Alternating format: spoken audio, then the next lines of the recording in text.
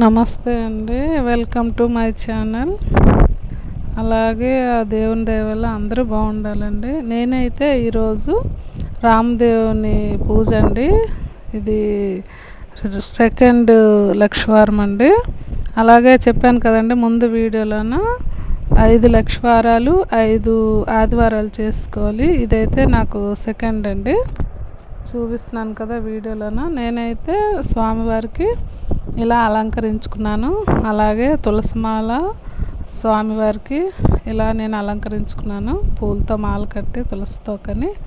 అలాగే ఇలా పూజ నేను రెడీ చేసుకుంటున్నాను. ముందుగా స్వామివారికి అలంకరణ చేసి పూలమాల వేసి పీఠం పైన ముగ్గులన్నీ వేసుకున్నానండి. ఇలా నేను క్లాత్ వేసుకొని ఇలా అరేంజ్ చేసుకున్నాను. అలాగే స్వామివారికి ప్రసాదాలకి, అలాగే గణపతికి ముందుగా మనం పూజ చేస్తాం కదండి, అలాగే వినాయకుడికి కూడా వేరేగా ప్రసాదము తాంబూలం అన్నీ అరేంజ్ చేసుకోవాలి. స్వామివారికి వినాయకుడికి 2 వేరువేరుగా చేయాలండి. ఫస్ట్ మనం గణపతి పూజించాలి కనుక అలాగే పసుపు గణపతి కూడా కలిపి మనం పెట్టుకోవాలండి. ఇదిగోండి, ఇక్కడైతే నేను తామర పువ్వులతోని అరేంజ్ చేశాను. కృష్ణ తామర అంటారండి. తులసి దళాలు, కృష్ణ తామర అవి నేను ఇలా పెట్టుకున్నాను. కలసకు కూడా నేను అరేంజ్ చేసుకున్నాను ఇలాగా ముందుగానే. అలాగే స్వస్తిక్ అది కలస మీద వేస్తున్నానండి. ఇయర్ బడ్స్ ఉంటాయి కదండి, దాంతో చందనం రాస్తే ఈజీగా ఉంటుందండి. మనం ఇలా చేసుకుంటే చాలా బాగా మనకి సామాగ్రికి అంతా చందనము కుంకుమ అన్నీ పెట్టుకోవచ్చు. మీకు ముందు వీడియోలో చెప్పాను కదా, పన్నీరు జవ్వాది అది చందనం కలుపుకొని ఇలా కలసకి నేను కుంకుమ బొట్లు చందనము అలా అరేంజ్ చేసుకున్నాను. అలాగే స్వామివారికి కూడా ఇదిగోండి, ఎప్పుడైనా మనం దీపం పెట్టేటప్పుడు దీపాలకు కూడా చందనము కుంకుమ బొట్లు పెట్టాలండి కంపల్సరీ. చాలా మంచిది, ఎందుకంటే దీపం లక్ష్మీ స్వరూపం కనుక దీపానికి మనం ముందుగా చందనము కుంకుమ బొట్లు పెట్టుకోవాలి.